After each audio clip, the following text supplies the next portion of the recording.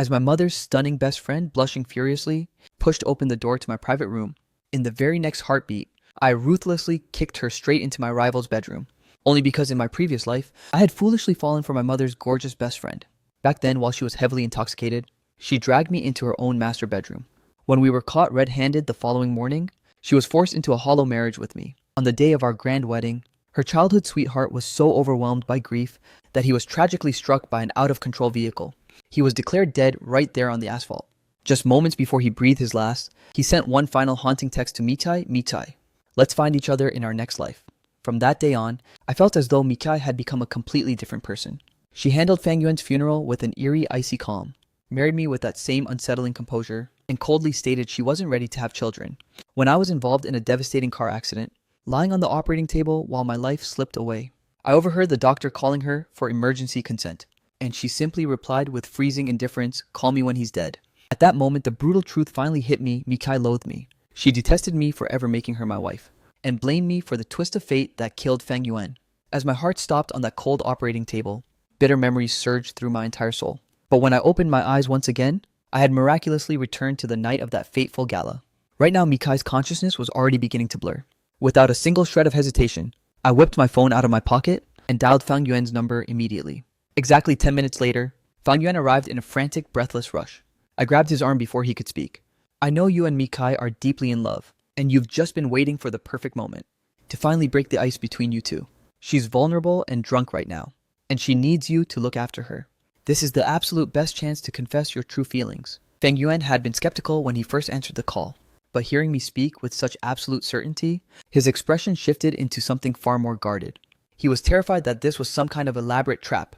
Yunmo, aren't you the one obsessed with Mikai?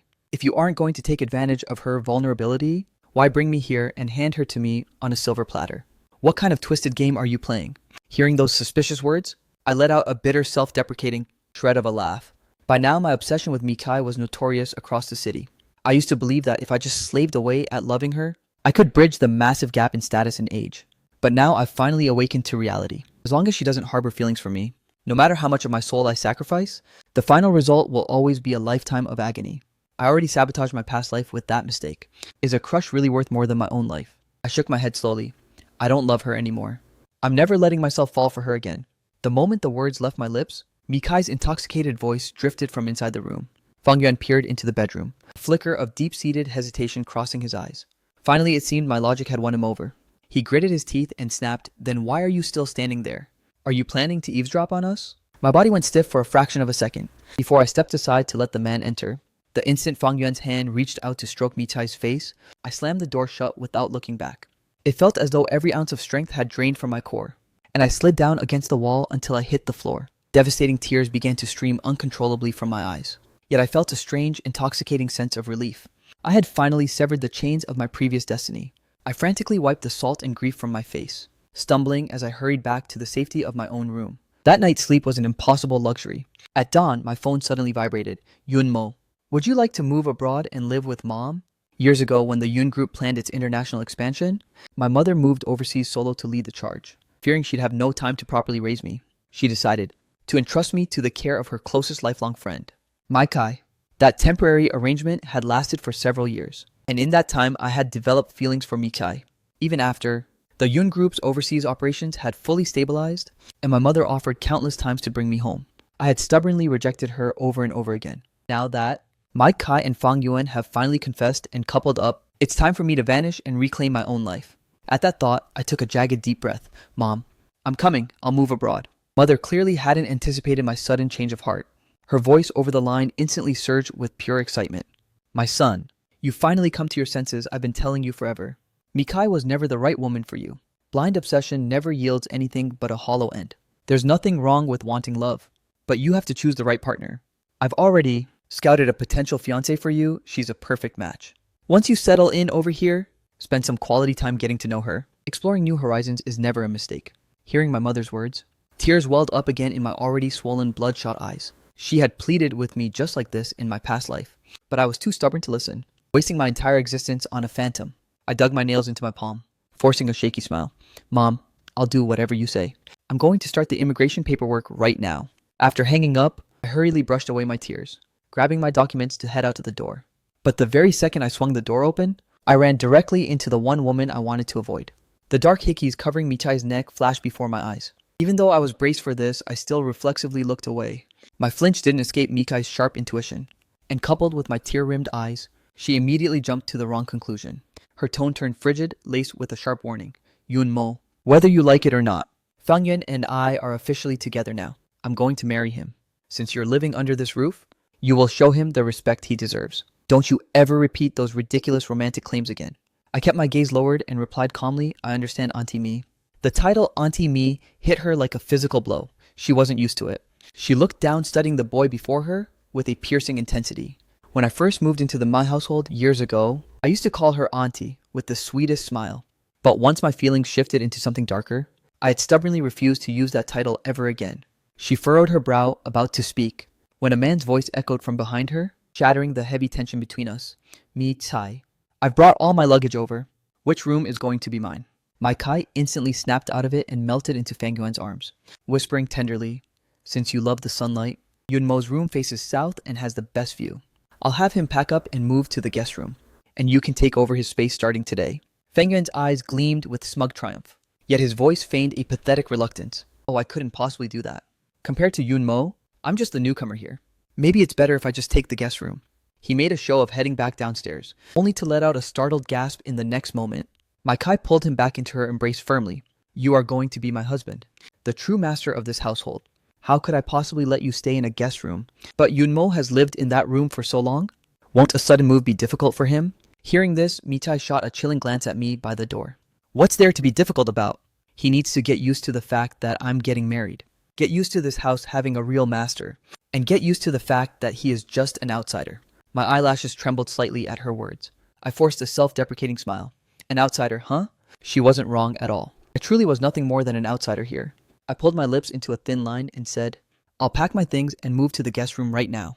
It didn't matter anyway. Soon I'd be leaving for good, returning to the safety of my mother's arms. I would never return to this place.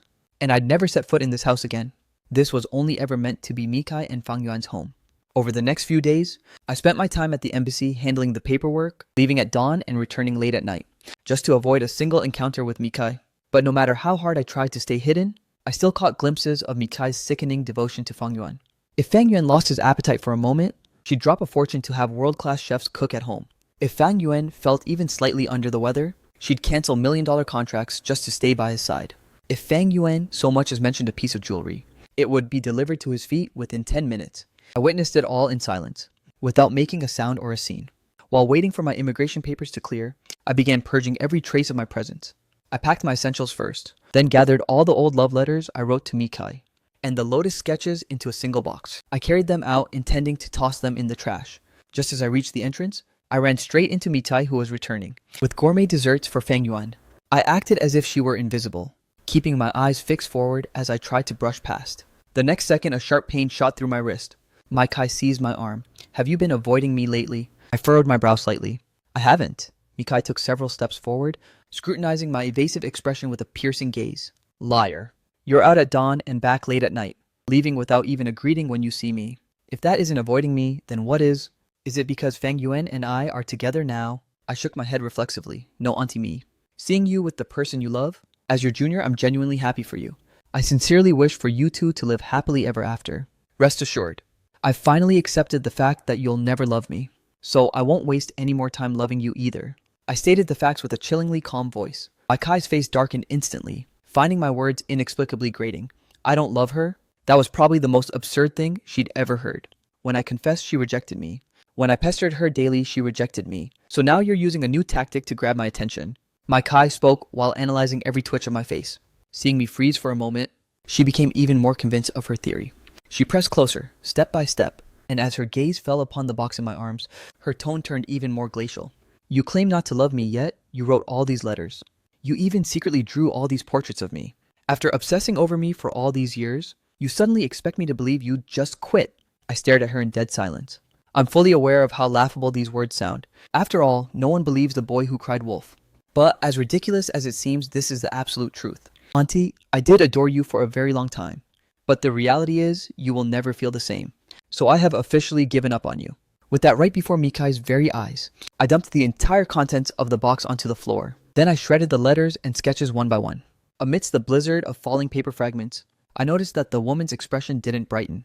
Instead, it grew terrifyingly dark. Just as I wondered if I had misread her reaction, Mikai's icy voice suddenly pierced the air. Keep acting. Keep faking it. But remember this. No matter what pathetic mind games you play, the only person I will ever love is Phuc Yuan. After that confrontation, Mikai and I didn't exchange another word. I had nothing left to say, and she was convinced this was just hard to get and refused to indulge me. This stalemate dragged on until the Mi family banquet. In the past, at these family gatherings, I was always the golden child, the center of attention. The Mi clan would swarm me with endless affection, and only Mikai could step in to rescue me. But now, the spotlight had shifted entirely to Phuc Yuan. After all, he was the future master of the Mi household, while I was merely an irrelevant outsider. They clearly knew which way the wind was blowing. In just a single morning, I witnessed exactly how much the Mi family valued him. The legendary My Family heirloom jade. The moment Phuc Yuan walked through the door, Mother Mi fastened it directly onto his belt. And that very same jade pendant was something I never even caught a glimpse of in my last life. As the banquet commenced, the family gathered around the table to discuss the official date for the wedding. The event concluded with the marriage date finalized. Just as I was about to follow Mitai home, Mother Mi stopped me, claiming we had private matters to discuss. The moment we entered the study, she got straight to the point. Yunmo, you need to move out and leave Mikai alone. You already know that Mitai and Phuc Yuan are officially a couple now. Your continued presence here does nothing but cause her unnecessary grief and bring further humiliation upon yourself. What else could you possibly achieve? Mother Mi made absolutely no effort to mask her disdain for me. A sudden sharp pang of bitterness welled up in my chest. Mother Ma used to genuinely adore me, but that affection had completely evaporated the very day I confessed my love to Mikai. Everyone branded me as a delusional fool. They all condemned my feelings as utterly shameful. I dug my nails deep into my palms. Don't worry, I am leaving. With those final words, I pulled the immigration documents from my bag and presented them directly to Mother Mi. I recently spoke with my mother over the phone, and I've agreed to move abroad to live with her. She's already arranged a fiance for me. I'll keep my distance from Auntie Mi from now on, and I will never pester her again. Mother Mi snatched the immigration papers and scrutinized every single detail before finally relaxing her posture. Good. You'd better make sure you keep your word. Only after Mother Mi had exited the room did I allow my frayed nerves to finally settle. I tucked the files back into my bag, ready to depart. But as I stood up to leave, I locked eyes with Mikai, who was standing right at the door. Who exactly are you planning to keep your distance from? In that instant, my mind went completely blank. I had no clue how much of our conversation she had overheard. But my survival instinct screamed at me not to let her know about my departure. I shook my head reflexively. No one. You must have misheard. I didn't give her another look. I simply moved to brush past her and exit. But Mitai's voice suddenly echoed behind me. I know you have no desire to move overseas. Even after Phuc Yuan and I are married, you don't necessarily have to move out. Your mother and I are lifelong friends. I am more than willing to take care of you forever. The moment those words were uttered, my eyes widened in absolute shock. Even Phuc Yuan, who had come looking for her, froze in his tracks. It wasn't until Phuc Yuan's venomous gaze fixed on me that I finally snapped back to reality. I hurried away without a second look. As for those shocking words Michai uttered that day, I didn't let them weigh on my heart for a second. I simply waited in silence for my papers to clear so I could finally vanish.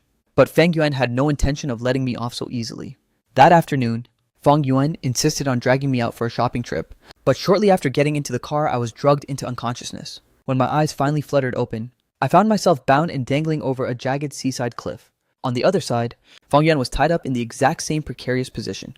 I struggled desperately trying to scream "why" at Phuc Yuan, but every word was suffocated by the heavy tape over my mouth, leaving only muffled, pathetic whimpers. Phuc Yuan seemed to read the confusion in my eyes and let out a chilling sneer. I didn't want to kidnap you, but Mikai's words that day have left me restless with anxiety. I just need to prove to myself once and for all who truly matters more to her. Hearing this, a wave of profound sorrow washed over me. Was there even a need for proof? Isn't the answer painfully obvious? Before long, Mikai, having received the kidnapper's message, arrived in a frantic rush clutching 2 briefcases of cash. She hurled the cases onto the ground before them. I've brought the money you demanded. Now release them. But the kidnappers, who were already acting under Phuc Yuan's orders, remained completely unmoved. One of them drawled slowly, "CEO me. I didn't snatch these 2 just for some pocket change." Mikai's expression shifted instantly, her tone dropping to a sub-zero temperature. What the hell do you mean by that? The kidnapper rested his hands on both our shoulders, offering a sinister, jagged grin. I hear these 2 men. One is the son of your lifelong best friend, and the other is your beloved fiancé. You can only save one of them. The other gets tossed into the ocean to feed the sharks. Make your choice. As he spoke, the ropes holding us loosened.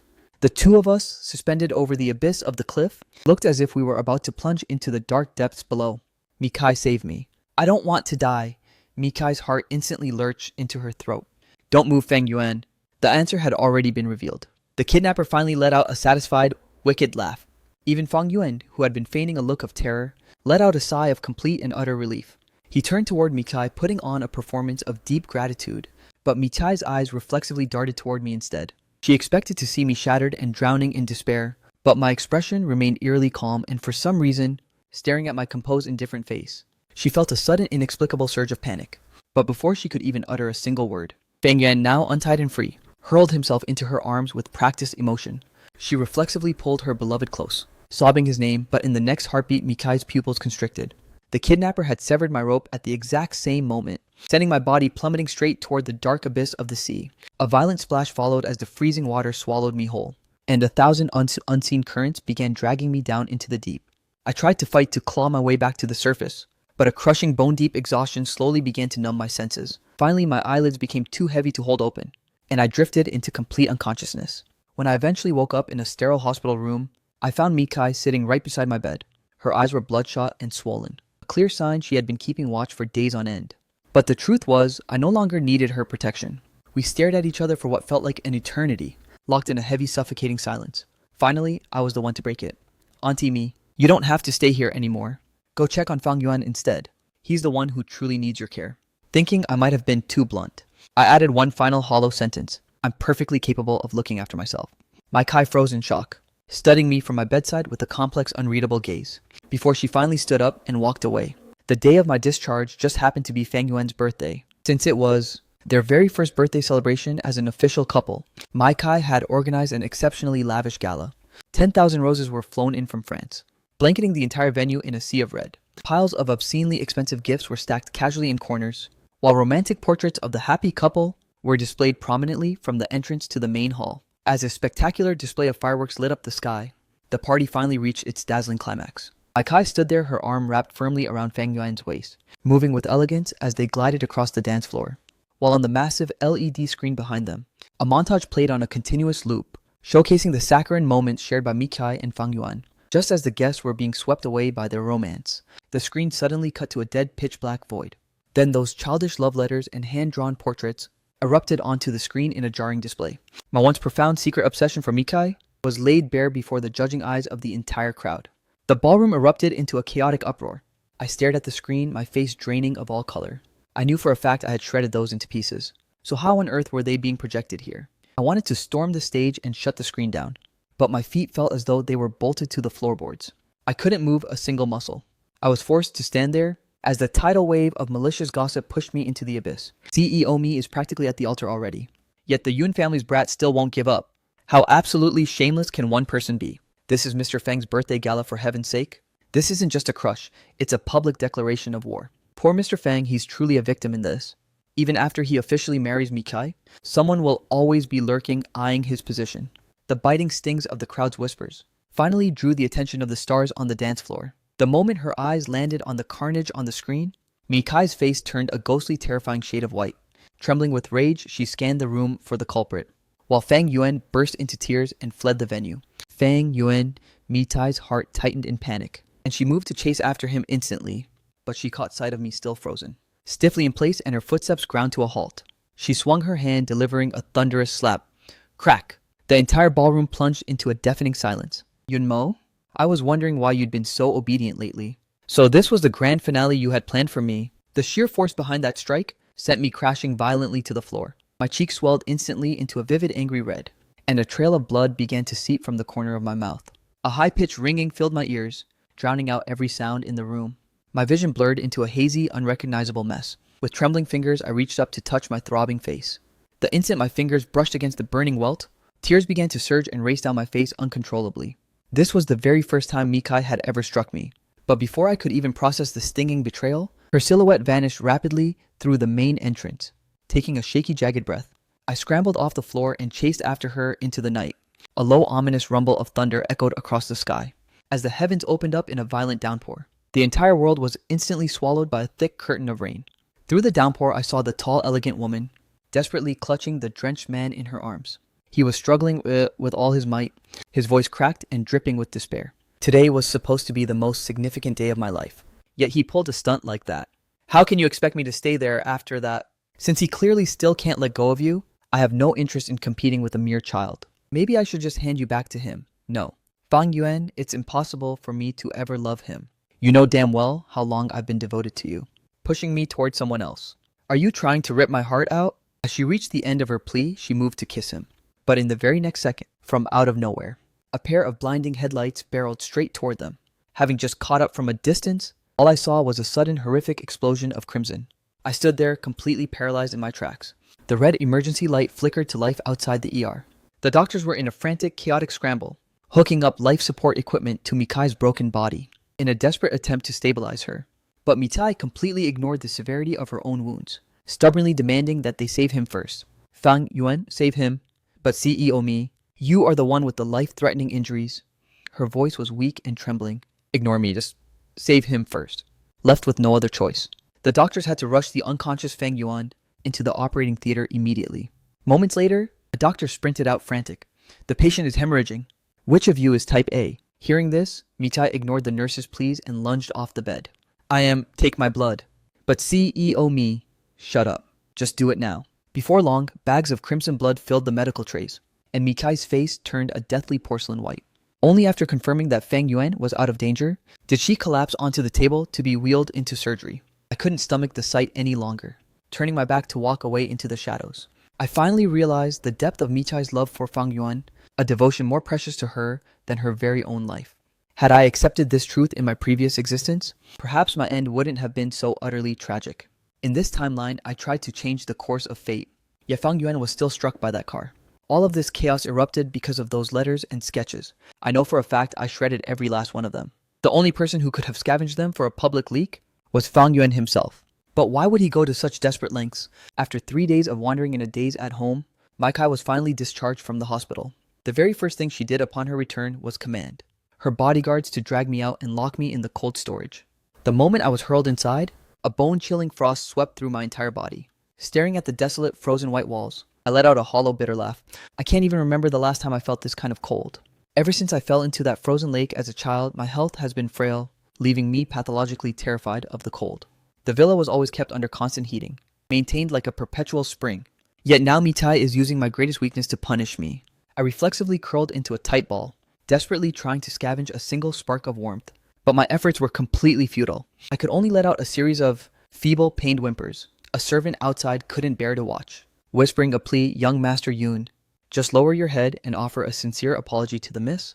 With your fragile health, how can you possibly survive this?" My eyes stung with rising tears. In my last life, I was the one at fault. But I swear in this life, I haven't done a single thing wrong. Why should I apologize for a crime I didn't commit? Besides, Mitai's heart belongs entirely to Fang Yuan. She wouldn't believe a single word of my explanation anyway.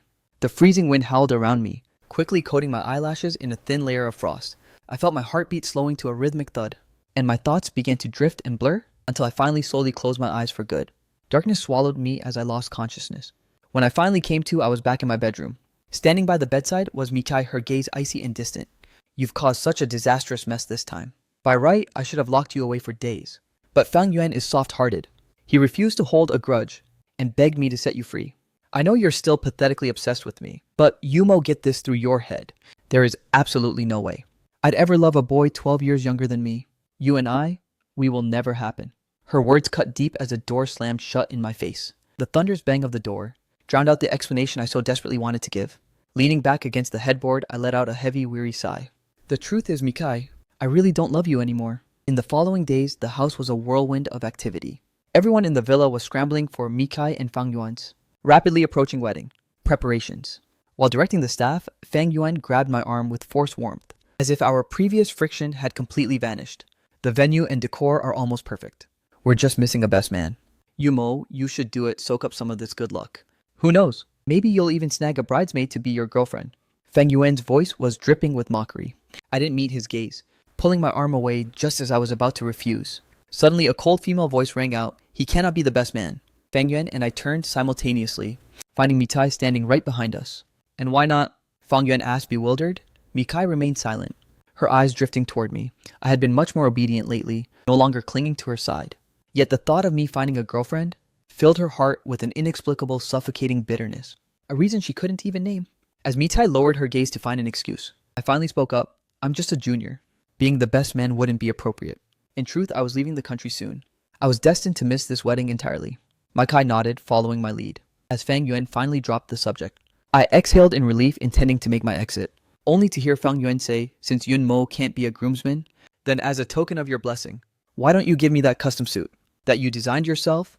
I've always absolutely adored it. I shifted my gaze toward Mitai. That specific suit was my masterpiece, designed when I was 18. It was an award-winning creation from a major competition. Countless wealthy heirs had tried to purchase it, but I rejected every offer to wear it on their wedding days, because I was saving it for my own wedding to wear when I finally married the person I loved.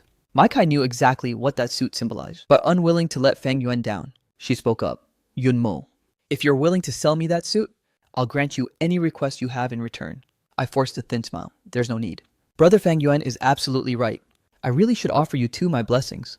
With that being the case, consider this suit my early wedding gift to the happy couple. I placed a call to my studio, and before long, the staff delivered the garment. I handed it over to Fang Yuan with my own 2 hands.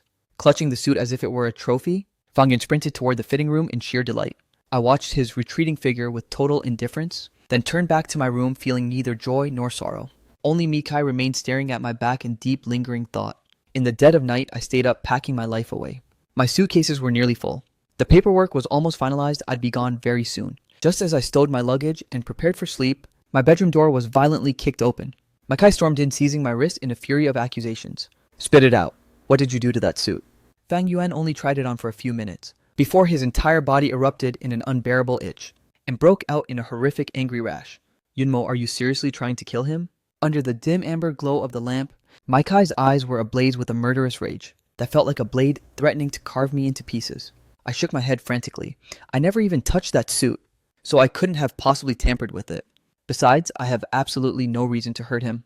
Mikai's expression darkened even further. She violently threw me onto the mattress, her eyes piercing through me like frozen daggers, her voice boiling with repressed fury. No reason. Are you kidding me? I know you've never truly let go of your obsession with me, but you crossed a fatal line by targeting Fang Yuan. You'd better pray to God that he's okay. Otherwise, Mikai didn't finish her threat before the nanny burst into the room. Ma'am, it's terrible. Mr. Fang Yuan has just collapsed. Watch him. Do not let him escape. Mikai spat out that command and sprinted out of the room. The entire Mi Villa remained ablaze with lights all night. I sat on the sofa, restless and paralyzed with dread, my fingernails digging deep into the flesh of my palms until fresh blood began to pool in my hands. I felt absolutely nothing, staring blankly at the wall clock like a statue. I watched the hour hand drag itself from midnight all the way to 7 in the morning. The very instant the clock struck the hour, the sound of hurried, heavy footsteps echoed from the hallway. Mikai's eyes were pitch black, radiating a murderous aura that made my scalp tingle with pure terror. A primal chill rose from my feet and paralyzed my entire soul. Mikai snatched a long whip from a servant's hand and began stalking toward me step by predatory step. Yunmo, do you have any idea how close Fang Yuan came to dying? Fang Yuan almost died. After the initial shock wore off, a grim realization hit me. In my previous life, it was at this exact moment that I perished in that horrific car accident. With no time to overthink the coincidence, I stared at her, at a woman ready to use a brutal family whip, just to vent her rage for Fang Yuan. My eyes instantly burned with tears of betrayal. I did not sabotage that suit. I never even dreamed of harming him. From the kidnapping to the banquet scandal, and now, this bizarre incident with the wedding attire. Do you really not see how suspicious all of this is? Even if I wanted to frame him, I wouldn't be this repetitive and clumsy, nor would I succeed every single time. I fought to explain the logic of the situation, hoping that my words would spark a hint of doubt in the usually meticulous Mikai. Instead, she was completely consumed by a blind, scorching rage. So you're claiming Fang Yuan has been framing you this whole time? I love him. He's the one I'm choosing to marry. Why on earth would he frame you for no reason? Mikai demanded with a voice like ice. That's exactly what I don't understand either, I whispered, defeated. I was only halfway through my sentence when Mikai's whip whistled through the air and lashed violently across my skin, forcing a sharp cry of agony from my throat. Yunmo, you truly are stubborn beyond salvation. The color drained from my face instantly, a trace of a bitter smile tugging at my lips. Fang Yuan is the one she treasures above all else. How could I still be so delusional as to think she would ever believe me? I reflexively tried to scramble away, but the bodyguards lunged forward, pinning me ruthlessly to the cold floor. Yunmo, will you admit your sins or not? As the whip descended once again, Mikai barked the question. I was trembling with excruciating pain, but I clenched my fist and refused to let out a single whimper, enraged by my silence. Mikai brought the whip down even harder on my back. I'm asking you one last time. Do you admit your guilt? I lay there, lips pressed into a bloodless line, refusing to speak. I've done nothing wrong. Why should I confess to a lie? Seeing my unwavering defiance, Mikai lost her remaining scrap of patience. The whip rained down on my back repeatedly, and soon my entire torso was a mangled mess of blood and flesh. Yet I remained silent, refusing to plead for a mercy I didn't deserve. Finally, the butler, unable to witness the brutality any longer, stepped in and caught the whip midair. Miss, if you continue, he won't survive this. Mikai finally relented, tossing the blood-stained whip aside with chilling indifference. Yunmo, don't let there be a next time. My strength finally failed as my head hit the floor, and I slipped into the dark void of unconsciousness. Mikai didn't return home for the following several days. My back was a horrific map of raw torn flesh, the agony making it impossible to even shift in bed. I languished there for days, slowly mending, until I could finally manage to take a few shaky steps. The very day I recovered enough to move, the Immigration Bureau notified me that my residency was approved. Now that my permanent papers were officially in hand, I had absolutely no reason to stay in the Mi household. After grabbing my documents, I returned to gather the final remnants of my belongings and gripped my suitcase ready to vanish forever. But as I stepped out, I collided head-on with the returning Mikai. Yunmo, how old are you exactly? Still playing these pathetic running away from home games. I have warned you countless times already. You are forbidden from harboring those feelings for me. Yet you remain stubborn and utterly incorrigible, repeatedly targeting and harming Fang Yuan. I punished you for your actions. Was I somehow in the wrong for that? Mikai asked with a voice like dry ice. Hearing her words, I felt nothing but a bone-deep exhaustion. I truly didn't know how many more times I had to repeat it, that I genuinely don't love her anymore, before she would finally believe me. Seeing my hollow silence, Mikai's expression grew increasingly ominous. Finally, she raised a hand to massage her temples. Fine. Maybe leaving to clear your head is for the best. Fang Yuan's condition hasn't been great lately, and I'm buried in wedding preparations. If you stay here, there's no telling what you might do to him next. After saying that, she snatched my luggage. I'll personally drive you to the airport. I didn't have the energy to argue, nor did I bother to explain myself. I simply followed her like a ghost. The car sped all the way to the airport terminal, and just as I reached for my bags to disembark, she finally bothered to ask a single question. Where exactly did you buy a ticket to? My lips twitched, but before I could utter a sound, she cut me off with that same frigid tone. Just stick to the nearby cities and have some fun. Don't you dare wander too far off. Once Fang Yuan and I have finished our wedding, I'll come and bring you back home. This time, I didn't offer any resistance or debate. I just obediently whispered, I understand. After that final goodbye, I walked into the airport under her watchful gaze. It wasn't until I saw her car vanish into the sea of traffic that I finally pulled out my phone and silently blocked every single one of Mikai's numbers. Then, without a hint of hesitation, I stepped through the boarding gate. Bring me back? No thanks, Mikai. I am never ever coming back. 1 week later, the wedding of the century between the Mi and Fang families began. Considering Fang Yuan was still recovering from his illness, the wedding proceedings were kept remarkably brief, but despite the shortened itinerary, the sheer opulence left every guest in absolute awe. Before the attendees even took their seats, the host presented each one with a parting gift, valued at hundreds of thousands of dollars. Every single detail the guests laid eyes on was a unique high-end bespoke creation. The ballroom overflowing with Juliet roses was a garden Mitai had cultivated for Fang Yuan a decade ago. The ceiling dripping with diamonds and crystals was another masterpiece Mikai had commissioned just for him. Even the fine china set before the guests had been meticulously crafted to Fang Yuan's taste by world-renowned masters of the craft. Every square inch of the venue radiated Michai's profound undying devotion to Fang Yuan. The guests whispered amongst themselves, their voices thick with envy. CEO Mi and Mr. Fang's bond is truly legendary. I heard they've been inseparable childhood sweethearts. It's the truth. Word is, back then, Mikai nearly sacrificed her own life just to pull Mr. Fang from the brink of death. If I could marry someone as devoted as CEO Mi, I could die happy right this second. As the guests gossiped about Inskid Isos, about Mitai and Fang Yuan's romance, she glanced at the clock to check the time. I should have landed and checked into my hotel by last night. Yet from last night until this very moment, Mikai hadn't received a single phone call from me, let alone a simple text message. After all, before my mother moved abroad, I was the person she specifically entrusted to Mikai's care. If anything catastrophic were to happen to me, she would have a hell of a time explaining it to my mother. With that thought, she finally shot me a quick text. How are things going on your end? The instant the message was sent, the wedding coordinator knocked on the door. Miss Mai, the ceremony is about to commence. Please make your way down for the processional. Mikai hurriedly set her phone down on the side table. I'll be right there. The The moment she closed the door, her phone screen, which hadn't timed out yet, suddenly flickered. Right next to the message she had just sent, a glaring red exclamation mark abruptly appeared. To the sound of a soulful melodic piano, Mikai stood at the end of the floral aisle with eyes full of love, watching Fang Yuan slowly glide toward her. This was supposed to be the most exhilarating moment of her life, yet deep down, her heart remained strangely hollow. Watching Fang Yuan take each step toward her, she felt lost, unsure of how to react, as my phantom image suddenly flickered before her eyes. There I was in her mind, decked out in grand wedding attire, approaching her, my eyes brimming with an undeniable adoration, softly whispering her name, Mikai.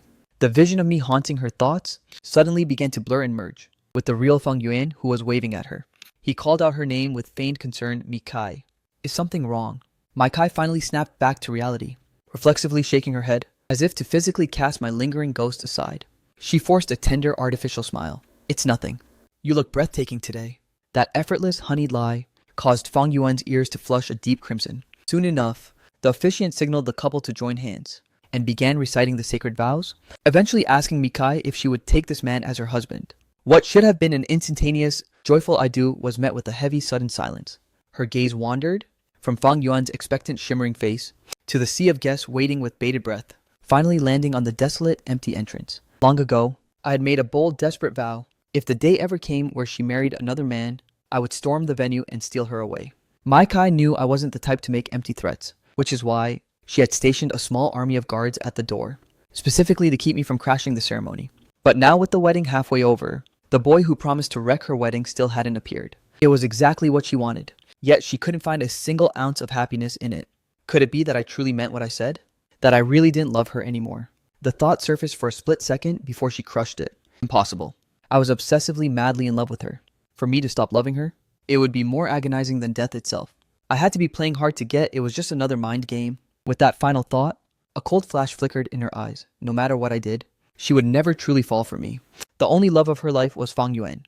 To settle her nerves, she forced her wandering thoughts to vanish, and focused entirely on the bride standing before her. Solemnly, she enunciated every single word. Fang Yuan, for richer or for poorer, in sickness and in health, I take you to be my lawfully wedded husband. I will never abandon you. In this lifetime, and for all eternity, you belong only to me. That heart-wrenching confession caused Fang Yuan's eyes to instantly well up with tears. He responded with equal fervor, pulling her into a passionate, lingering kiss. The ceremony proceeded with flawless precision. Every single scenario Mikai dreaded failed to materialize. The wedding crasher moment she expected never happened. Her groom was perfectly fine throughout the event, without a single thing out of place. Even her closest friends showered her with praise, remarking that on her wedding day, she looked more radiant and focused than ever before. Yet only Mikai knew the haunting truth. She wasn't fully present at her own wedding. A certain phantom figure kept flickering in her mind, relentlessly disturbing her composure. Taking advantage of Fang Yuan's break in the dressing room, Mikai ordered the butler to bring her phone.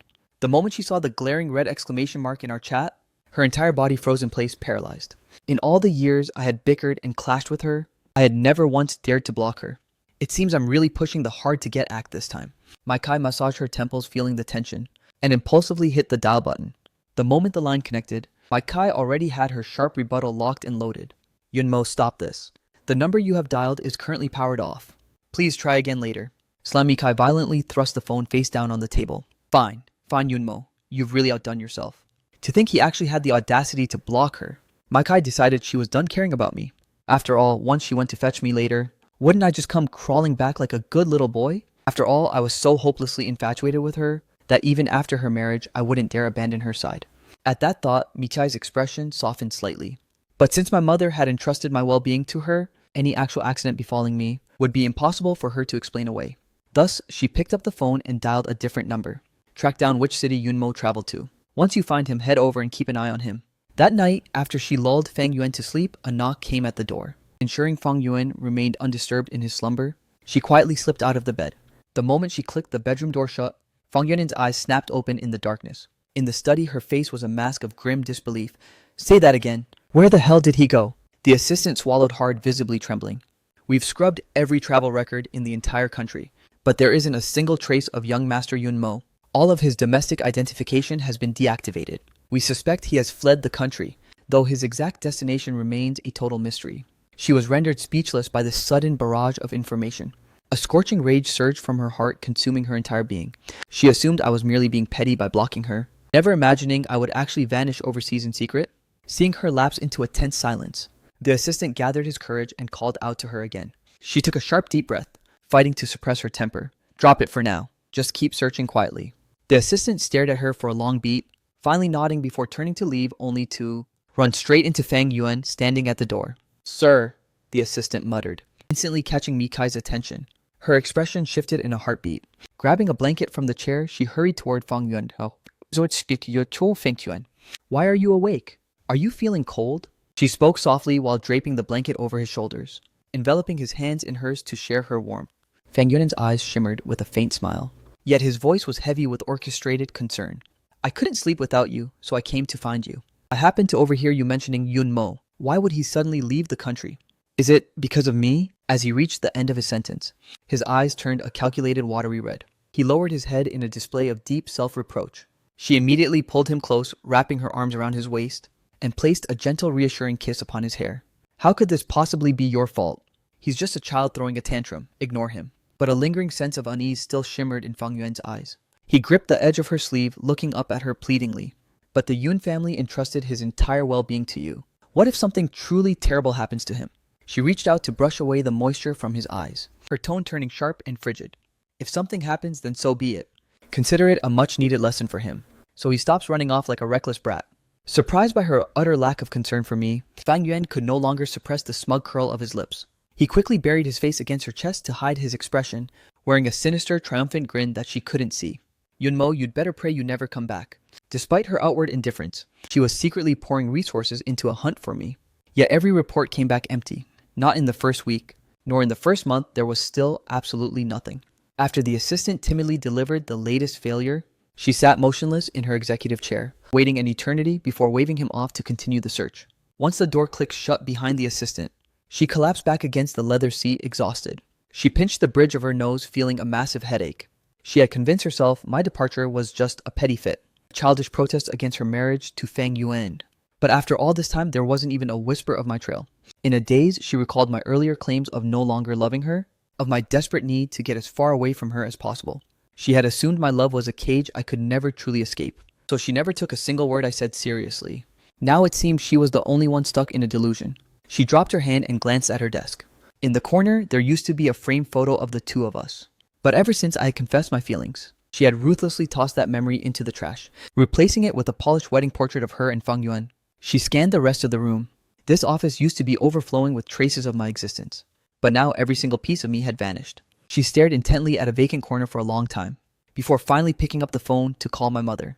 My mother was the one who had placed me in her care, and now that I had officially disappeared, she had no choice but to face the music. But as the call attempted to connect, before Mikai could even utter a single word, that same frigid automated voice interjected, "We're sorry. The number you have dialed is currently powered off." Mikai's mind went completely blank, as a wave of ominous dread began to seep through her heart. Her hand froze on the receiver for a long moment before she finally lowered it. She and my mother were lifelong confidants. Their bond had always been unbreakable. How could she have been blocked? Mikai racked her brain for an answer, but came up empty. Just then, the assistant who had just left suddenly reappeared, clutching a massive heavy crate in his arms. "CEO, me, a package arrived," the courier insisted. "That it must be opened by you personally." Mikai was momentarily stunned, staring intensely at the box for an eternity. Finally, she gestured for the assistant to place it on the desk before her. The moment her fingers brushed the twine securing the lid, her heart began to thud violently against her ribs. She had a sickening premonition that by opening this box, she would be plunging headfirst into a bottomless abyss. After a split second of agonizing hesitation, Mikai's clenched fist slowly relaxed, and she gingerly pulled the cord loose from the crate. The very instant she peered at the contents inside, her eyes nearly bulged out of her head in shock. Resting right at the top was a stark handwritten note, with characters far larger and bolder than usual, burning themselves into Mikai's retinas. Evidence of Fang Yuan's criminal activities. Mikai's world went silent as her ears began to ring. With trembling hands, she began pulling out the items. One by one, her face darkening with every secret revealed. Back at the Mi Villa under the afternoon sun, a drowsy Fang Yuan was drifting off to sleep, when the piercing shrill of his phone shattered the silence. He groaned, his eyes only half open, blindly swiping the screen to answer before even checking the ID. "Who is this?" The next heartbeat brought a vicious, venomous voice crackling through the receiver. "Wow, did you forget about me the moment you climbed to the top?" Fang Yunen's hand stiffened on the phone as he let out a cold, mocking sneer. "Forget you? How could I ever forget?" You're easily the most pathetic hitman I've ever encountered. I paid you a fortune to do a job, and yet you couldn't even manage to finish that brat off. If I were you, I'd have ended my own life out of shame by now." As Fang Yuan continued his toxic back and forth with the caller, unaware that a dark silhouette was materializing behind the glass door. Even the freshly bloomed roses scattered everywhere couldn't mask the murderous intensity in Mitai's eyes. The very instant Fang Yuan disconnected the call, she silently pushed open the glass door and began stalking toward him step by predatory step. In the next heartbeat, a blood-curdling shrill scream erupted from the glass conservatory. Boom! A massive thunderclap paired with a bolt of lightning tore the sky apart. Amidst the torrential rain, a mangled, blood-drenched body was frantically rushed into an ambulance by a swarm of panicked servants. The pool of crimson beneath Fang Yuan stained the entire floor, only to be relentlessly washed away by the cascading rainwater. A pair of polished black leather shoes stepped through the faint, lingering traces of blood, walking away into the distance without looking back. The absolute chaos at the Mi Villa didn't reach me far away in England, before I finally returned to my mother's side. I obsessively scrutinized my body in the mirror, ensuring not a single scar was visible to the naked eye, before I felt safe enough to set foot back on British soil. Returning to the Yun family estate, I decided that the horrors of my past life and the shadows of my former self should all reach a definitive end with my departure. I refused to let my mother or my future fiancé carry the burden of my past trauma. But I had no idea that upon my return to the Yun household, two people had already begun a clandestine probe into my past. The first naturally was my mother. From the moment she established herself in England, she had been desperate to bring me over to her side. Yet because of my obsession with Mikai, I had stubbornly refused. To suddenly change my mind and show up, it was completely out of character for me. Suspecting the worst, mother secretly investigated my life back home. When those gruesome bloody photos of my injuries were laid bare before her eyes, the woman who had stayed calm for a lifetime finally exploded in rage. Her only son, the one she had pampered and protected since birth, had been brutally tormented by the person she thought she could trust. And for Mikai to treat her son like garbage, all for the sake of a cold-blooded multi-homicidal murderer, the fury surged through her veins like fire. Mother realized she had fundamentally misjudged Mikai's character, even if her son had made mistakes or acted out. Mikai could have simply called her to handle the situation. Instead, she kept everything hidden, while repeatedly pushing her son to the brink of death. If it weren't for the fact that Mikai had once genuinely looked after me in the past, Mother would have stormed back home to exact her revenge long ago. After a cold, calculated silence, she decided to sever all ties with the Mi family. Every cent the Mi family had ever spent on me was repaid by her tenfold, transferred directly into the Mi family's corporate accounts. Furthermore, any lingering debt of gratitude I owed Mikai was officially settled. As a final stroke, to thank Mikai for the brutal way she disciplined her son, Mother compiled the mountain of evidence regarding Fang Yuan's crimes into two identical dossiers. One copy was delivered straight to the Mi family, while the other was handed over to the domestic police department. Mother initially intended to have a deep conversation with me about it, but seeing my desperate desire to bury the past in my eyes, she chose to remain silent and let it go. Meanwhile, the other person investigating my history was none other than my fiancée Liu Ruyan. As my future wife, and a key member of the Liu family's future, she naturally had to vet her fiancé's character in advance, hoping to avoid any unnecessary friction in our upcoming marriage. When she uncovered my harrowing experiences with the Mi family, Liu Ruyan was equally stunned by the brutality. That shock quickly transformed into a deep, aching sympathy. In her eyes, everyone has the fundamental right to pursue love. Though my early obsession with Mikai was admittedly reckless, I had later done everything in my power to move on. Yet Mikai was the one who refused to let go. Moreover, the blame for the chaos lay squarely on Mikai's shoulders. Even a cursory search would have exposed her true love as a fraud. Unfortunately, she had been completely blinded by her own delusions. Thinking of this, a flash of pure disdain for that fool flickered in Liu Ruyan's eyes. She then tossed the investigative files into the brazier, watching as the hungry flames instantly devoured the paper until not a single trace of my past remained. I was completely oblivious to any of these machinations. At that moment, I was standing before rows of high-end suits, agonizing over which one to pick for the occasion. Though my father had arranged this engagement for me, I hadn't actually met my fiancé since arriving in England. My health was in a shambles when I first landed, requiring a long, grueling period of recuperation. During that time, she sent gifts and messengers to check on me. But this would be our first genuine face-to-face encounter. I had seen her photos, but I knew nothing of her true personality. So I treated this first date with the utmost importance, terrified that I might commit some embarrassing social blunder. I eventually settled on a meticulously tailored suit, the charcoal gray hue exuding a calm, refined aura, while the slim fit cut accentuated my newfound posture, paired with a minimalist silk tie. It was the epitome of low-key elegance. I even spent extra time grooming my hair, ensuring every strand looked sharp and polished. The moment the heavy double doors were thrust open, I instantly spotted her by the castle's floor-to-ceiling window. The woman rising to greet me was breathtaking. If Mikai was like a shard of abyssal ice, then Liu Ruyan was the radiant warmth of a spring sun. I initially doubted my mother's tales of her family's prestige. And after doing my own surface-level research on the Liu family, the public records had left me with one word: chaotic. Liu Ruyan's direct lineage seemed to repeat a pattern of excellence, yet the side branches were a tangled mess of drama, with illegitimate heirs too numerous to count. I feared being part of a family where everyone fought for survival and no one could guarantee their safety. But today I realized my preconceptions were incredibly shallow. As soon as I took my seat, Liu Ruyan initiated a graceful self-introduction, handing me a set of detailed documents as she spoke. Every concern I harbored was addressed with transparent answers, and Liu Ruyan constantly anticipated my needs, refilling my tea and offering a napkin with effortless grace. For the first time in years, I felt a wave of pure relaxation. I couldn't help but study her closely, this woman who was 6 years my senior. Her features were incredibly soft, her eyes shimmering with genuine warmth and concern, and a gentle, faint smile never left her lip. A sudden thought flickered in my mind. Maybe building a life with someone like her wouldn't be so bad. At the end of our date, Liu Ruyan insisted on personally driving me home. Perhaps I was too engrossed in our conversation, because I failed to notice the vehicle parked across from the manor, a jet black Maybach, lurking in the shadows of the low shrubs. Behind the tinted glass, a pair of deep, intense eyes were fixed squarely on the Maserati I was riding in. For the first time in 3 long months, Mikai had finally laid eyes on me again. Since the day the ugly truth had finally been unmasked, it had taken Mikai a full week to swallow the reality that the man she loathed was the innocent victim, and the soulmate she had loved more than life itself. Fang Yuan was actually a cold-blooded murderer. Initially, Mikai was in complete denial. She couldn't fathom that the childhood sweetheart she adored, the person everyone worshipped as her white moonlight, was actually a cold-blooded monster behind closed doors. The day Fang Yuan regained consciousness in the hospital, he collapsed by her side, weeping hysterically. But faced with such irrefutable evidence, Fang Yuan couldn't summon any more lies to defend himself. He could only desperately plead and insist that his heinous actions were born from a twisted love. As for the other admirers of Mikai he had brutalized, he claimed the motive was the same. He refused to let anyone else gaze upon his beloved, with even a hint of desire, so he took it upon himself to make them vanish forever. Vile. That was the only word Mikai could muster after hearing his deranged confession. In that singular moment, she even questioned if the person before her was truly Fang Yuan at all. Was this the same kind-hearted, radiant soul she remembered from her past? That night, not a single soul in the Mi or Fang family slept. The Fang family tried to downplay the gravity of the situation, reasoning that within their elite circle, hardly anyone's hands were truly clean. Fang Yuan's mother had personally dealt with mistresses before, so she dismissed her son's depravity as nothing more than an extreme case of obsession.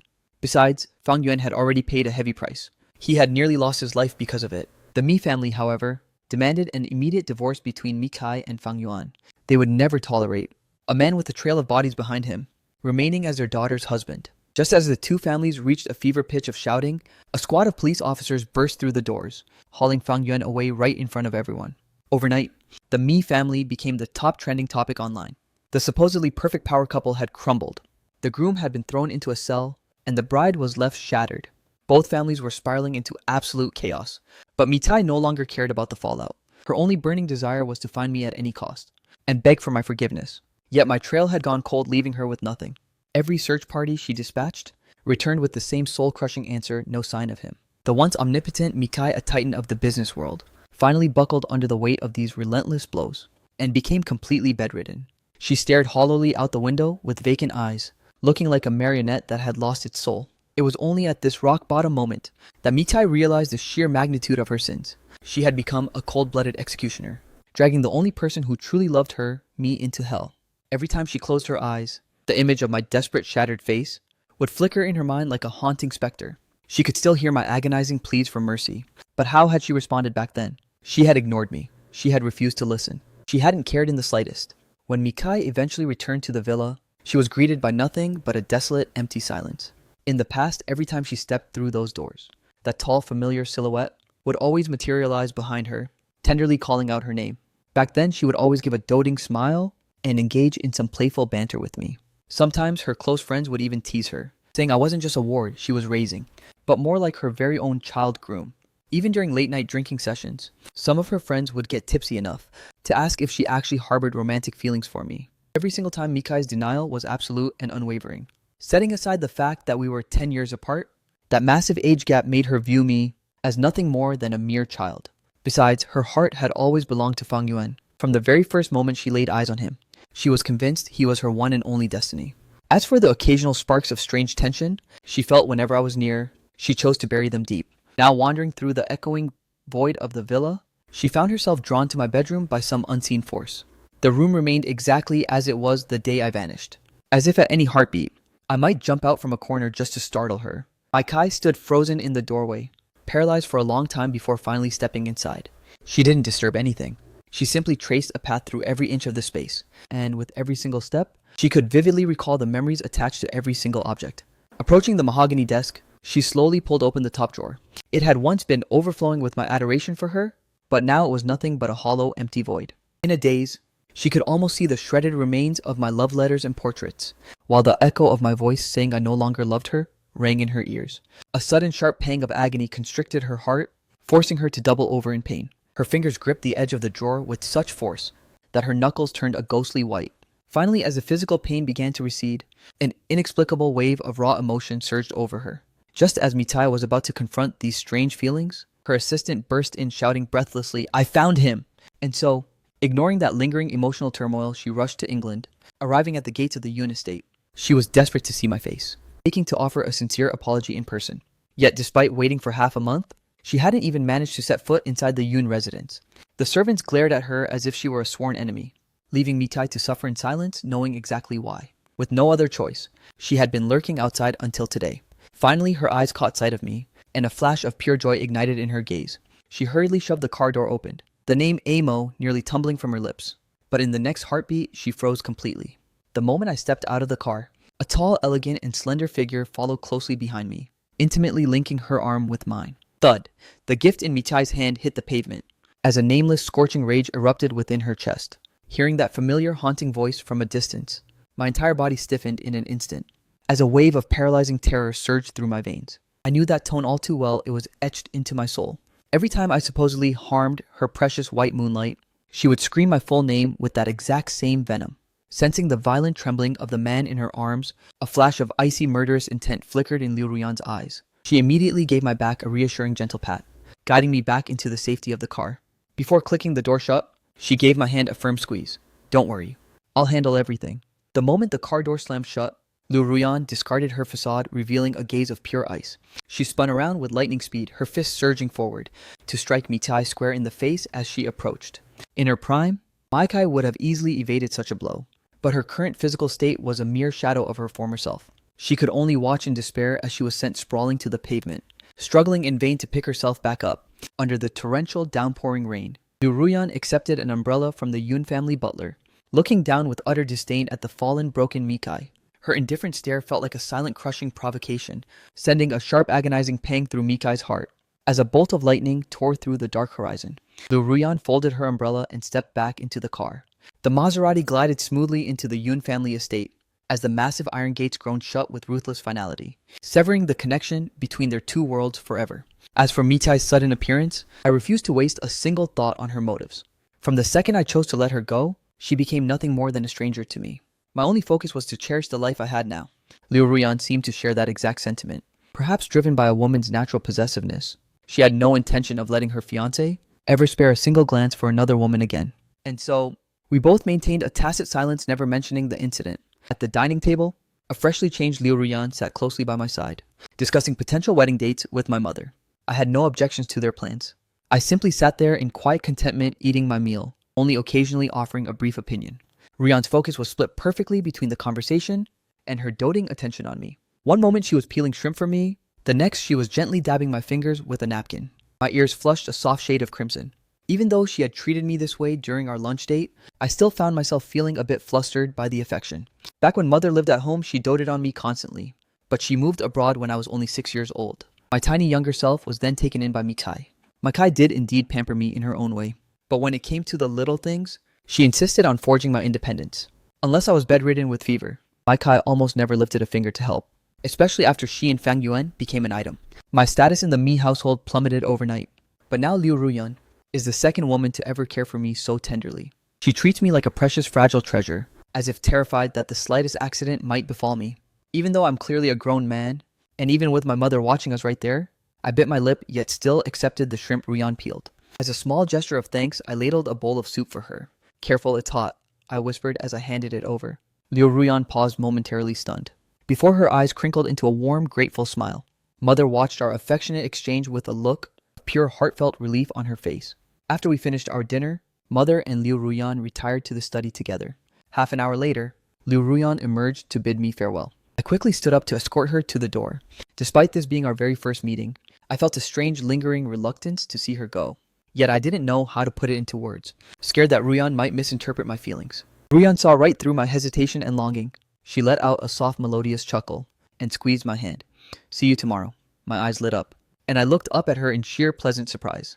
The amusement in Ruyan's eyes deepened, giving me one last lingering look. She stepped into her car, and until it vanished past the gates, I stood there reluctantly turning back toward the villa. Outside the manor, Liu Ruyan spotted the distant Maybach.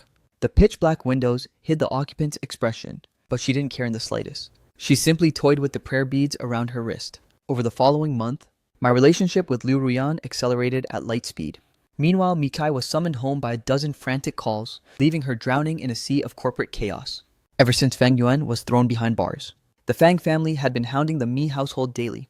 Mi's mother, always so refined, was hospitalized from the stress. Then, while Mi's father was commuting to the office, he was rammed by a Fang family car and sent to the ICU. Under this relentless assault, Mi Group's stock went into freefall. By the time Mikai stabilized the crisis and returned to England, she was blindsided by the news of my formal engagement. She gripped the invitation until her knuckles turned white. The paper crumpled beneath her grip. As the decorative crystals snapped off and sliced her palm, fresh blood seeped into the invitation, staining it crimson. Yet she seemed utterly numb to the physical agony, crushing the card into a mangled ball. "This is impossible. I once vowed to marry only her. How could I be engaged to another?" Mikai was drowning in a toxic cocktail of fury and heartbreak. She barked an order for the driver to pivot toward the grand venue. The colossal castle was divided into two distinct levels. The upper floor was reserved for the inner circle of both families, while the lower hall hosted their corporate associates. Mikai couldn't even breach the ground floor. Her murderous aura made the security guards visibly tremble, yet they remained dutifully steadfast in blocking her path. "Our sincerest apologies, Ms. Mie, but the host explicitly forbid your entry today." Mikai glared at the guard for what felt like an eternity, as a self-deprecating, bitter smirk played on her lips.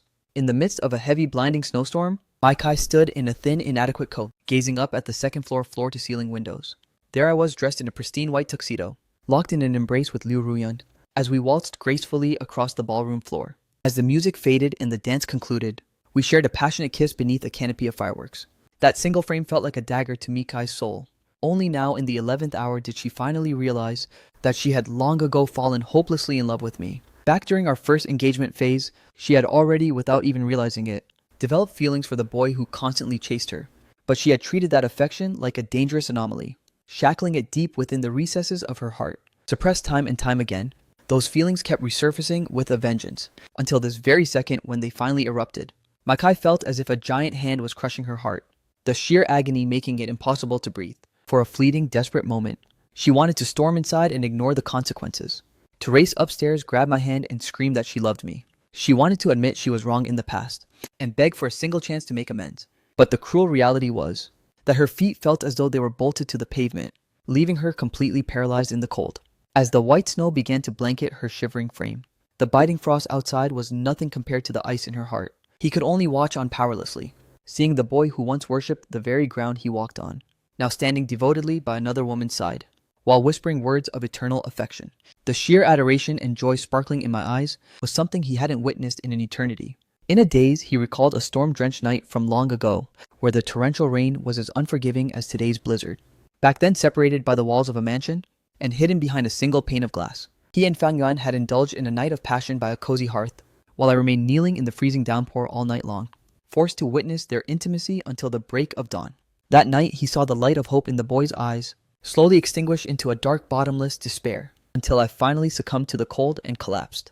Now the tables have finally turned, and he's feeling it. The exact same agony and hopelessness I once endured. The frozen figure standing like a statue before the castle gradually drew the curious gazes of the many guests inside. Clutching their drinks and peering through the glass, sipping on steaming cups of hot cocoa, the elite began to whisper and speculate. They wondered what kind of lovesick fool this person was, until eventually even the two stars of the banquet were lured to the window to see the commotion. The moment I recognized her face, I was genuinely stunned. But that shock quickly curdled into a hollow, bitter laugh. The scandals back home had reached my ears as well. The pure and untainted soul Mikai once cherished had become a synonym for a cold-blooded monster, while the vicious and manipulative boy she despised turned out to be the most tragic innocent victim of all. This total inversion of reality and morality forced Mikai to finally confront the horrific truth of her past actions and her unforgivable cruelty. Is that why she traveled thousands of miles to find me? Is that why she's putting on this pathetic display in the snow? Clinging to this deluded fantasy of being a devoted lover, my grip on my glass tightened until my knuckles turned white, before I finally turned my gaze away with utter indifference. My voice dripped with sarcasm. If Fang Yuan hadn't been caught, I probably wouldn't have received an apology until the day I die. That's just how human nature works.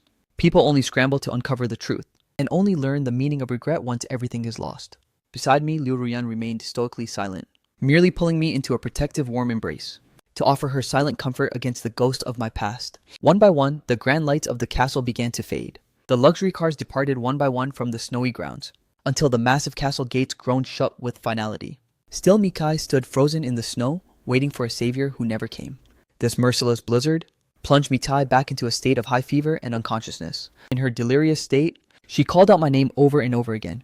Her assistant, unable to bear the sight of her suffering, pulled every string possible through the night, just to beg me for one final hospital visit. In the end, the assistant only received a voice recorder sent by a servant on Liu Ruyan's orders. The sterile hospital room held only a ghostly Mikai. She stared hollowly at the recorder in her palm for an eternity, before finally pressing the play button. After a burst of static, my voice echoed through the room. If Fang Yuan hadn't been exposed, I likely wouldn't have received an apology until the day I died. That is the tragedy of human nature. Only when the truth is laid bare, only after losing everything, do people learn the meaning of regret. But I have absolutely no use for such a tardy apology. I refuse to let those past horrors keep me entangled with Mitai any longer. Beyond adding to my mental exhaustion, it serves no purpose at all. To never cross paths again, to never lay eyes on one another, is the only mercy left for both of us. Those few brief sentences were replayed by Mikai hundreds of times. She desperately looked for any sign that the audio was a deepfake, but she knew the cadence of my voice all too well. One listen was enough to know these were my unfiltered thoughts. There was no possibility of a forgery. Every syllable, every word was a dagger telling her that I no longer harbored a shred of love for her. There wasn't even a trace of lingering hatred in my tone. The sheer indifference in my voice was a cold, hard fact. Mikai, give up already. There is no future for us. Crash! The voice recorder was hurled violently against the floor. Her eyes were bloodshot and wild, clutching her chest as she gasped for air through her sobs. The assistant rushed in at the noise, horrified by the scene. But before the assistant could utter a word, Mikai erupted from the hospital bed with a piercing scream. Get out! The ward door clicked shut once more. Mikai collapsed onto the bed in total despair, her gaze drowning in a sea of belated remorse. Once news reached me that the recorder had been delivered, lounging on the sofa, Liu Ruyan let a subtle smirk play on her lips. It was a smile as radiant as a spring breeze, causing me as I descended the corner staircase to break into a smile along with her. What on earth has made you so incredibly happy? Liu Ruyan immediately stood up, stepping forward to guide me down the final step. Just a fascinating little trifle, she replied. I didn't press for details and sat beside her on the sofa. Liu Ruyan's slender arms wrapped tightly around me, pressing her soft face against mine. Her warm rhythmic breath brushed against my ear, sending an unexpected shiver down my spine. Subconsciously, I tried to pull away, but Liu Ruyan, suddenly struck by a playful whim, continued to tease me, breathing softly by my ear. I lost all ability to think, nor did I want to analyze the moment. I simply followed my instinct to embrace her. Our gazes locked as we surrendered to a deep kiss. Step by step, we made our way toward the floor above. Seeing the scene, the servants outside quickly bowed their heads and quietly retreated. The moon above also seemed to shyly tuck itself behind the clouds. At dawn, as Liu Ruyan finished dressing and came downstairs, she spotted a servant looking at her with an expression of distress.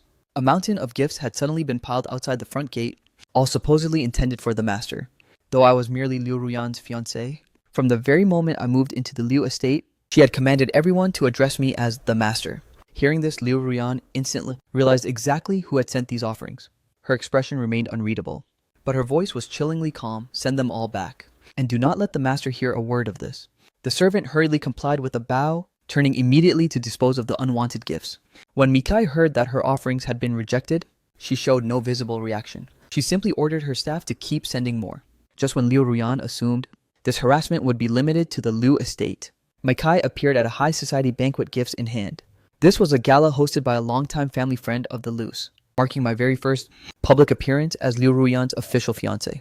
I wore a sharp black and gold tuxedo, which perfectly complemented the golden pocket square, tucked neatly into Liu Ruyan's chest pocket. the 25-carat ruby glistening on my hand, a lavish 25th birthday gift from Liu Ruyan, immediately became the object of everyone's envy. From the moment I entered with my arm around her shoulder, I commanded the undivided attention of the entire room, inevitably drawing Mikai's gaze from her lonely corner. As she watched the boy at the center of the crowd radiant with joy, a wave of profound bitterness flooded her soul. She had almost forgotten just how long it had been since she last saw me smile. Once upon a time, I was always full of laughter, possessing a smile that was incredibly infectious. No matter how foul Mikai's mood was, one look at my grinning face would instantly brighten her world. But ever since she spurned my love and chose to be with Fang Yuan, I had become nothing but a shell of walking on eggshells. The hand clutching her gift suddenly tightened, nearly crushing the fragile offering in a fit of silent rage. As the man of the hour at this grand gala, guests swarmed to present their greetings and tributes to the new master of the house. Finally, Mikai mustered the courage to approach us. But before she could even utter a single syllable, Liu Ruyan took a decisive step forward, guiding me away toward the private second-floor balcony. Yunmo, Mikai's expression crumbled. As she desperately tried to give chase and reach me, two towering bodyguards immediately blocked her path, while the Liu family butler stepped forward to intercept her. Ms. Mi, a person should have some self-awareness. You know exactly what you've put the master through. The fact that our miss hasn't retaliated against you yet is already an act of extreme mercy. The butler's words struck her like a series of invisible stinging slaps, leaving Mikai's face burning with shame. This public confrontation naturally piqued the curiosity of the surrounding elite. Those privy to the history between Mikai and me began to whisper and gossip behind their hands. Every hush-hush comment mocked Mikai for her legendary blind spot. As the atmosphere grew increasingly volatile, the host of the banquet finally intervened, politely yet firmly asking Mikai to make her exit. Mikai's complexion turned deathly pale. Deep down, she knew she was entirely in the wrong, leaving her no choice but to turn and walk away. The sounds of laughter and applause echoing behind her only served to highlight her pathetic, wretched state. Inside the exclusive second-floor balcony, Liu Ruyan nestled in my arms, desperately trying to cheer me up. She was silently cursing herself. Had she known Mikai would show, she never would have brought me to this gala in the first place. Even if attending was mandatory, she would have had Mikai forcibly removed well in advance. Unfortunately, Mikai seemed hell-bent on winning me back. She didn't just delegate her domestic affairs to professionals back home. She went as far as purchasing a permanent residence in England. It wasn't that Liu Ruyan lacked the means to crush Mikai, but since Mikai was technically my elder and had raised me for so many years, that debt of gratitude meant Ruyan couldn't just strike her down. This was exactly why Mother told Liu Ruyan to ignore her after finding out Mikai had followed me to British soil. Let the ghosts of the past stay buried. In the future, it's best if no one owes anyone anything. I could sense the turbulent emotion swirling within Liu Ruyan, but I didn't have the heart to bring it up, so I simply squeezed her hand in a silent show of support. We sat there in the balcony, enveloped in a heavy silence, until the fireworks outside began to paint the night sky. Learning from the previous debacle, when Liu Ruyan organized my grand birthday bash, she stationed legions of bodyguards at every single entrance. I was terrified Mikai would try to barge in yet again. But surprisingly, Mikai was a total no-show this time. When Liu Ruyan received the butler's report, a flicker of surprise crossed her eyes. Yet a nagging sense of unease still clawed at her heart. So she ordered the butler to maintain the high-alert security. This birthday celebration was beyond extravagant. Liu Ruyan didn't just buy out every billboard in the UK to broadcast my name across the nation. She also surrounded the castle with an endless sea of pyrotechnics, ready to be unleashed the moment I made my wish. At the stroke of midnight, the show would begin. Furthermore, the entire castle interior was dripping with my favorite blooms and rare diamonds. The mountain of tributes from the guests grew so high, it nearly rivaled the height of the massive custom cake. At the climax of the festivities, I donned the Star of Eternal Love timepiece that Liu Ruyan had spent a fortune to secure at auction, a legendary watch. And together, we blew out the candles on the birthday cake. The very second the flames were extinguished, a spectacular barrage of fireworks erupted into the darkness.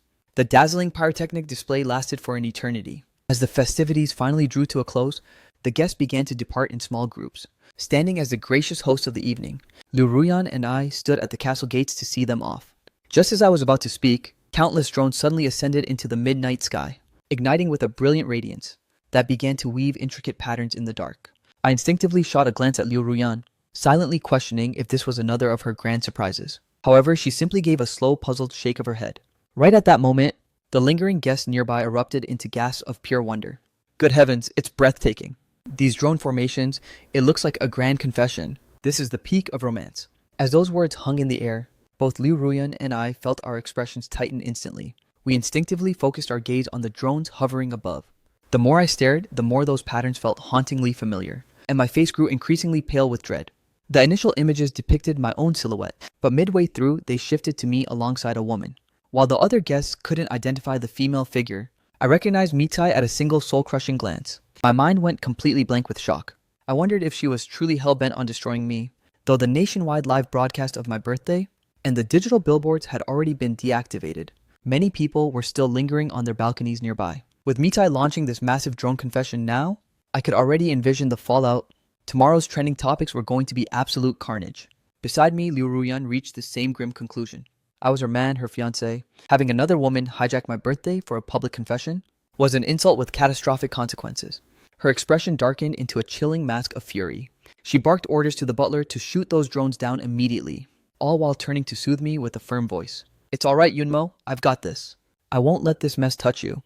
After that, she had her men escort me back inside, before sliding into the driver's seat of another supercar. The black engine roared to life as she tore into the night, vanishing instantly beyond the horizon of the main road. Meanwhile, on the opposite side of London, Mikai stood atop the rooftop of a towering skyscraper, watching the flickering glow of the distant drone performance. A flicker of profound loneliness washed over her eyes. A long, long time ago, the very first wish I made upon entering the Mi household was to have a spectacular drone light show for my birthday. Back then, such a humble request was something Mitai granted without a second thought. From that moment onward, on every single birthday I celebrated, she ensured my wishes never went unfulfilled. Until later, when my feelings evolved into a desperate, obsessive love. That was the first time she ever failed to appear on my birthday, leaving the sky empty of drone performances, refusing to even acknowledge that the day existed.